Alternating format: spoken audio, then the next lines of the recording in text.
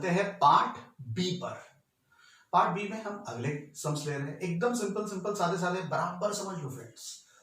Question number 3, A is 1 2 3 5, देख रहे हो आप, एंड यहां पर बी 4 6 9 ऐसा दिखा है।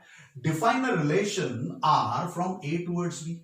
आपका जो रिलेशन आर है, रिलेशन इज कैसा है, फ्रॉम ए टूवर्ड्स बी, इसका इसके साथ बराबर है। बाय रिलेशन कैसे बताना है, तो it is X Y, it is between X and Y such that the difference between X and Y is odd. दोनों का डिफरेंस क्या आना चाहिए, ऑड, राइट।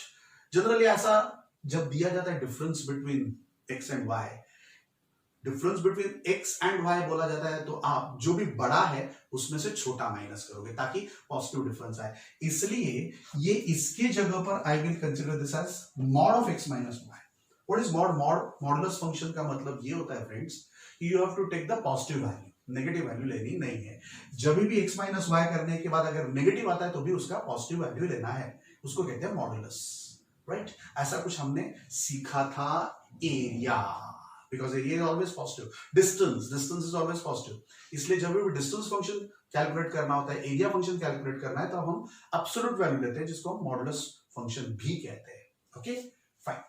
तो भाई ऑफ कोर्स ये मॉडुलस फंक्शन डिटेल में फिर से हम आगे वाले इसी चैप्टर में पढ़ने वाले टाइप्स ऑफ फंक्शंस में, don't worry about that. Okay, तो अब हम चलते हैं, हाँ पूछा क्या है, राइट, रोस्टर फॉर्म।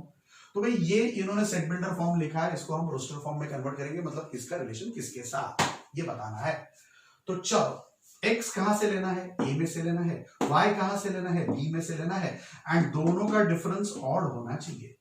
अब फ्रेंड्स आपको ये पता होना चाहिए सिंपल लॉजिक, कि जब भी दो इवन नंबर्स लेते हैं ना, तो उसका डिफरेंस ऑलवेज इवन ही आता है।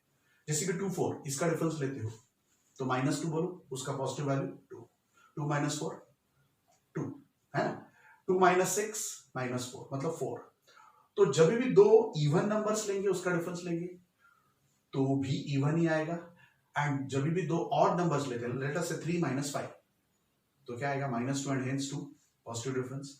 तो जब भी दो ऑड नंबर्स लेते हैं उसका भी पॉजिटिव डिफरेंस ऑड ही आता है। ऑड आता है नहीं, इवन आता है। बट एक ऑड लेंगे और एक इवन लेते हैं, मतलब लेट अस से 3 लिया एंड दूसरा आपने 6 लिया, तो 3 एंड 6 डिफरेंस, पॉजिटिव डिफरेंस 3, तो वो ऑड आएगा। तो ऑड नंबर डिफरेंस में आने के लिए एक ऑड होना चाहिए, एक इवन होना चाहिए। दो ऑड होंगे उसका डिफरेंस इवन ही आएगा, दो इवन होंगे उसका डिफरेंस इवन ही आएगा। ये बेसिक जनरल कॉमन सेंस हमें पता होना चाहिए। So let us go with this. तो ऑलवेज ए कहां से, x कहां से लाना है, a में से, तो 1 का लिखते हैं। 1 के साथ किसका रिलेशन बन सकता है, क्या 1 के साथ 4 का रिलेशन लेते हैं। What is the positive difference of 1 and 4? 1 - 4 करते तो -3 आता है, बट -3 का पॉजिटिव लेना है मतलब 3। 3 इज अ ऑड नंबर, मतलब ये r में चल सकता है। So will be going for 1 4, because 1 odd है, बिकॉज 4 इवन है। ऑड एंड इवन का ऑलवेज ऑड ही आएगा डिफरेंस। चलो 1 के साथ अगर हम 6 लेते हैं, अगेन ऑड इवन मतलब पॉजिटिव डिफरेंस ही आएगा। कैसा आएगा, ऑड ही आएगा। सो 1 6, 1 - 6 -5, उसका पॉजिटिव 5, तो वो चलेगा, तो 1 6 ले लिया। फिर 1 के साथ अगर 9 लेते हो, देखो 1 भी ऑड 9 भी ऑड, 1 - 9 करते तो -8 एंड उसका पॉजिटिव डिफरेंस 8, 8 इवन आया, ऑड नंबर नहीं आया, मतलब ये 1 to 9 हम इसमें लिखेंगे नहीं, क्योंकि that is not satisfying this condition. What is that condition? Positive difference is odd, ठीक है, मतलब हम 1 9 नहीं लिखेंगे। चलो अब 2 के साथ बात करते हैं। अब 2 का 4 के साथ लेते हैं, दोनों इवन इवन है, 2 - 4 2, इसलिए इवन नंबर आया, मतलब ये हमारे काम का नहीं, ये ऑर्डर पेयर इस रिलेशन को सेटिस्फाई नहीं करती। 2 6 अगेन दोनों इवन नंबर्स, तो इवन ही आएगा इसका डिफरेंस। 2 9, यस, बिकॉज ये ऑड इवन है, ये ऑड है। 2 - 9 -7, मतलब पॉजिटिव +7, इसलिए ऑड आया, इसलिए हम इसको जरूर लिखेंगे, तो 2 9 लिख दिया। फिर 3 के साथ रिलेशन देखते हैं, तो 3 4, यस 3 4 का 1, मतलब लिखेंगे 3 4। 3 6 अगेन 3 आता है, लिखेंगे 3 6। 3 9 दोनों और 3 9 का 6 आया, मतलब इवन नंबर आया, नहीं चलेगा। 5 6, यस 1 और 1 इवन, 5 6 क्या है 1, तो 5 6 लिखेंगे जरूर, 5 का 6 के साथ जरूर लिखेंगे। 5 का 4 के साथ भी जरूर लिखेंगे भाई, 5 का 4 के साथ भी आएगा, है ना, 5 का 6 के साथ भी आएगा। क्यों आएगा? क्योंकि 5 एंड 6 ऑड इवन है, 5 एंड 4 ऑड इवन है, 5 9 नहीं, 5 भी ऑड 9 भी ऑड, इसलिए 5 माइनस 9 कर दो, -4 मतलब +4, +4 मतलब इवन नंबर, ऑड नंबर नहीं है मतलब वो भी नहीं आएगा। सो इसेंशियली आपको इतने ही ऑर्डर्ड पेयर्स मिलेंगे, तो these only ordered pairs will satisfy our relation. So roster form में सिर्फ यही लिखना है। Clear? Okay, fine.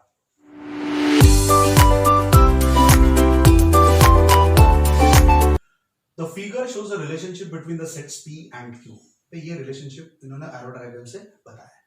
What they have shown is the arrows, right? तो 5 का रिलेशन 3 के साथ, 6 का 4 के साथ, 7 का 5 के साथ। आपको कुछ नहीं करना है, सेट बिल्डर फॉर्म में लिखना है इसी रिलेशन को, as well as roster form में लिखना है। एरो डायग्राम दिया है, उसके बेसिस पर से ये दोनों लिखना है। What is the domain and range, ये लिखना है। सिंपल, आपको पता है P में क्या है 5 6 7, Q में क्या है 3 4 5। Set builder form, it is what you can say ordered pair comprised of x and y, but x should be equal to, x आपका क्या है देख लो, 3 + 2 करेंगे तो 5 होता है, 4 + 2 करेंगे तो 6, 5 + 2 करेंगे तो 7। मतलब you can either write x such that y + 2, x कहां से आएगा, p में से आएगा, y कहां से आएगा, q में से आएगा, q में से आएगा, है ना। या तो फिर कोई कहेगा सर मुझे ऐसा नहीं लिखना है, मुझे y = लिखना है, तो y = लिखो, तो y बराबर ये 2 इधर आ जाएगा, तो x - 2, y बराबर x - 2। मतलब y की वैल्यू कैसे फाइंड करेंगे, इसमें से 2 माइनस करके, 5 में से 2 गए 3, 6 में से 2 गए 4, 7 में से 2 गए 5। You can write like this, या तो ये लिखो या तो ये, दोनों लिखने की जरूरत नहीं है, दोनों लिखना भी नहीं है। ओके, तो either you can write x y such that x is equal to y + 2 और y is equal to x - 2 where x belongs to p, ये बोलना नहीं है। x कहां से आएगा, p में से आएगा, y कहां से आएगा, q में से आएगा, तो इसको कहते हैं सेट बिल्डर फॉर्म, राइट। चलो रोस्टर फॉर्म, इसमें तो सीधा का सीधा डायरेक्ट दिया ही है, 5 के साथ 3 है, 6 के साथ 4 है एंड 7 के साथ 5 है, and domain and range simple. Domain क्या आएगा 5 6 7, जो कि आपका p है, एंड सारे के सारे मेंबर्स p के रिलेटेड है, मतलब सारे के सारे मेंबर्स आएंगे। यहां पर भी सारे के सारे मेंबर्स रिलेटेड है किसको, p के एलिमेंट के साथ, इसलिए 3 4 5 सब कुछ आ जाएगा। So basically range of r will be q और 3 4 5, domain of r will be p या तो 5 6 7। Okay,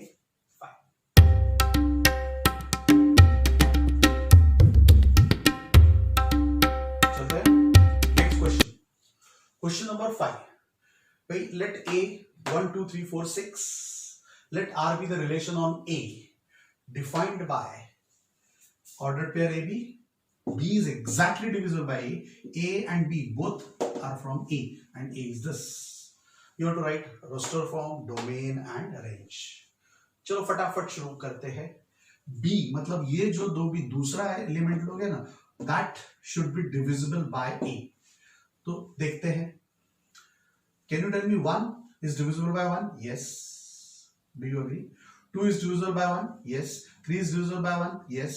4 is divisible by 1? Yes. 6 is divisible by 1? So 1 2 3 4 6 हो गए, बराबर है। फिर हम 2 का लेते हैं, अगर 2 लेते हैं तो 2 is divisible by 2, right? Because 2 is divisible by 1 तो आ गया 2 is divisible by 2। फिर क्या लेंगे friends, 4 is divisible by 2, 6 is divisible by 2, है ना। फिर हम 3 की बात करते हैं, तो 3 is divisible by 3, 6 is divisible by 3, 4 is divisible by 4 and 6 is divisible by 6. Is that clear? आपको इतना ही देखना है कि ये जो है वो इससे डिविजिबल होना चाहिए। एक एक सिस्टमैटिकली आगे जाना है। पहले हमने क्या लिया था, 1 लिया, तो 1 is divisible by 1, right? फिर 1 is not divisible by any other thing। फिर 2 से लेंगे, 2 से लेते तो 2 is divisible by 1, आगे इस बाजू कुछ नहीं। फिर 3 divisible by 1, है ना। फिर 4 divisible by 1, 6 divisible by 1। अब हम क्या लेंगे, 2 लेते हैं तो 2 divisible by 2 only। फिर 4 is divisible by 2, फिर 6 is divisible by 2, है ना। Then you can say 3 लेते हैं तो 3 is divisible by 3 itself। फिर 6 is divisible by 3, ऐसा ले सकते हैं। फिर 4 is divisible by 4, 4 is divisible by 4 and ultimately 6 is divisible by 6। अब मुझे फटाफट बताओ डोमेन मतलब पहले मेंबर 1 ले सकते हैं, लिख दिया है 1, फिर 2 लिख सकते हैं, फिर 3 ले सकते हैं, 4 ले सकते हैं, 6, 1 2 3 4 6। वैसे सेकंड एलिमेंट रेंज के लिए लेने हैं 1 2 3 4 6, 1 2 3 4 6, उसके अलावा कुछ भी नहीं है इसमें भी, ए में भी। सो इसेंशियली डोमेन एंड रेंज यहाँ पर इक्वल है, सेम है। Okay fine.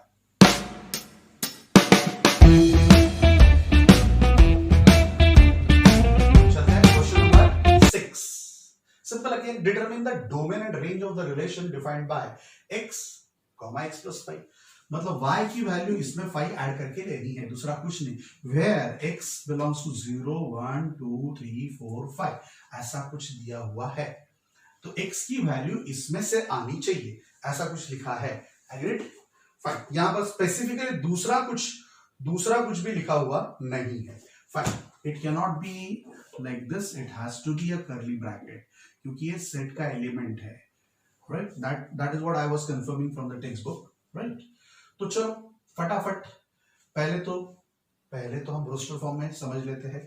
x प्लस 5, तो x 0 लेते हो तो प्लस 5 करेंगे तो 5, x अगर 1 लेते तो प्लस 5 करेंगे तो 6, x 2 लेते हैं तो प्लस 5 करेंगे 7, x 3 लेते हैं तो प्लस 5 के बाद 8, x 4 लेते हैं तो x प्लस 5 के बाद 9, x 5 लेते हैं तो प्लस 5 के बाद 10, उसके आगे कुछ नहीं है, तो इसके आगे हमें भी कुछ आएगा नहीं। Now domain of the relation, पहला एलिमेंट 0 1 2 3 4 5, राइट? यहां पर 0 नहीं लिखा तो ये लिखना चाहिए, इट इज 0 1 2 3 4 5, ये सब आएंगे, राइट? नेचुरली x के जितने भी यहां पर लिखे हो वही के वही, अगर ये नहीं लिखते तो भी पता चलना चाहिए आपको।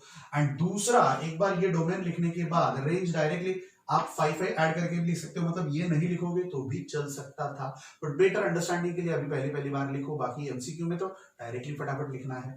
तो वंस यू हैव दिस 0 1 2 3 4 5, उसमें 5 ऐड करेंगे, because y is equal to x plus 5, ये जो y है वो x प्लस 5, 0 प्लस 5, मतलब यहां पर मुझे लिखना पड़ेगा 5, फिर क्या आएगा फ्रेंड्स, है ना?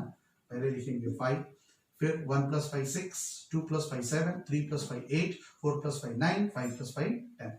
So you will have range as 5 6 7 8 9 10। Clear? Okay, pakka।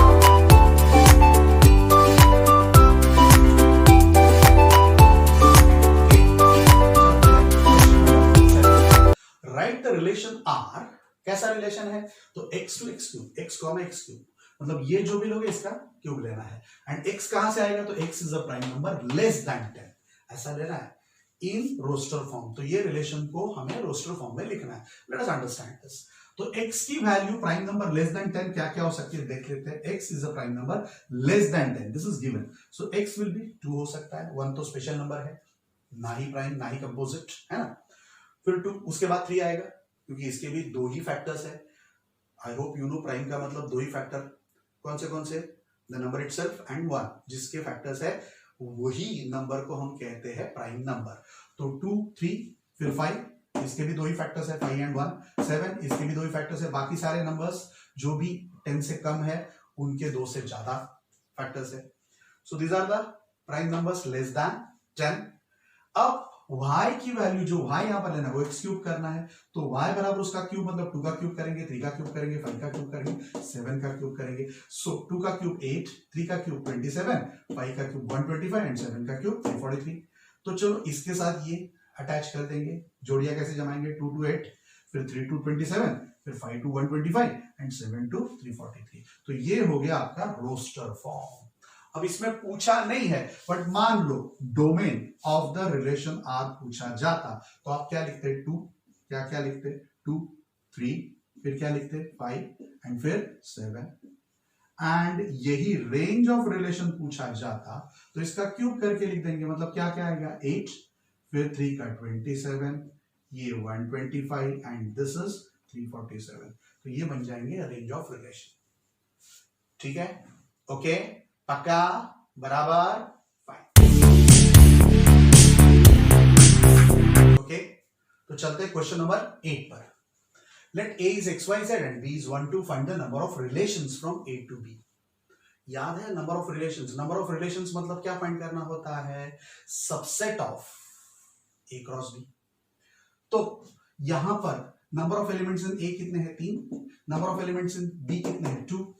So number of relations from A to B is number of subsets of A cross B.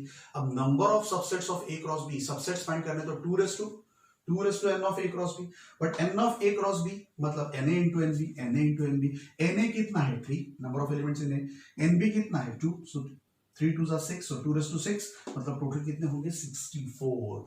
तो इन दोनों के बीच में कितने अलग अलग रिलेशंस पॉसिबल होंगे 64. प्लीज जनरली आप लोग मिस्टेक क्या करते हो बता देता हूं, you just right 3 into 2 and 6. ऐसा नहीं करना है. तो टोटल क्या करना है, total number of relations 2 raised to 6 करना है, क्योंकि टोटल सबसेट्स ले ले. किसके सबसेट्स, A क्रॉस B. तो A क्रॉस B में टोटल एलिमेंट्स कितने आएंगे 3 2 6, सो 2 raised to 6 करना है. Clear? Okay, right. Okay, question number 9, last question of this exercise, right? Let R be the relation on Z defined by AB such that A minus B is an integer where A and B both belongs to Z. मतलब दोनों integer है. Find the domain and range of the relation. Fine. You know Z का मतलब all integers, फिर negative हो, positive हो या zero हो, right? अब आपको ये भी पता है, we know that the difference of any two integers, भाई A एंड B ये दोनों हम इसमें से कोई भी दो इंटीजर्स लेते हैं तो इनका डिफरेंस भी इंटीजर ही होगा, है कि नहीं? मतलब सारे के सारे ये इंटीजर्स A एंड B के लिए हम ले सकते हैं. We can take all A from this and all B from this, and फिर किसी का भी किसी के साथ भी डिफरेंस लेते तो इंटीजर ही आने वाला है. मतलब जब भी हम ये ऑर्डर पेयर लिखेंगे इस रिलेशन के लिए तो ये A की जगह पर कोई भी नंबर आ सकता है, B की जगह पर भी कोई भी नंबर आ सकता है, क्योंकि ये दोनों का डिफरेंस अल्टीमेटली इंटीजर ही होने वाला है. तो कोई भी नंबर आ सकता है इसमें से. इसका मतलब डोमेन ऑफ द रिलेशन जो कि A होता है, A की वैल्यू, सो A की वैल्यूज इसमें से कोई भी आ सकती है, इसलिए हम Z लिखेंगे. वैसे रेंज ऑफ रिलेशन भी आपको पता है, ये दूसरा एलिमेंट लेना होता है, एंड दूसरा एलिमेंट B भी कोई भी आ सकता है, इसलिए Z लिखेंगे, क्योंकि कोई भी में Z ही है. Z में से कोई भी इंटीजर लेते हो तो B के लिए वो वैलिड होगा, क्योंकि A के साथ उसका डिफरेंस इंटीजर के साथ इंटीजर का डिफरेंस इंटीजर ही होता है. इसलिए दोनों A एंड B दोनों इंटीजर ही आने वाले हैं, मतलब Z में से ही आने वाले हैं. सो सारे के सारे हम Z वाले elements domain as well as relation के लिए ले सकते हैं. क्लियर? ओके, पक्का. तो अब इसके बाद भाई आपको तुरंत इसके बाद will go for our AIR. Of course जो मैंने इस लेक्चर में सिखाया एंड इसके अगले लेक्चर में सिखाया, उसके बेसिस पर से 3 क्वेश्चंस मैंने पूछे हैं. You will be going online after this, right? चालू होगा तभी, एंड 10 मिनट में आप उसके आंसर्स दोगे. क्लियर? होमवर्क में वैसे इसके एग्जाम्पल 9 तक आपको करना है. एक्स्ट्रा सम्स भी मैं दे रहा हूं, जस्ट बराबर देख लो. मैंने PDF किसका भेजा है, अकॉर्डिंगली आपको तुरंत मतलब आपको पता है अगले लेक्चर के पहले, मतलब 1 बजे तक आपको, आज कौन सा है, आज अगर फ्राइडे है तो अब आपको डायरेक्टली ऑन मंडे मुझे सबमिट करना है. तो इसके बारे में थोड़े से होमवर्क में मैं रखूंगा, एंड हो सका तो थोड़ा सा हमारा इसके पहले वाला सेट वाले भी सम क्वेश्चंस एक्स्ट्रा इसके साथ अटैच होने वाले रखूंगा. Okay, clear?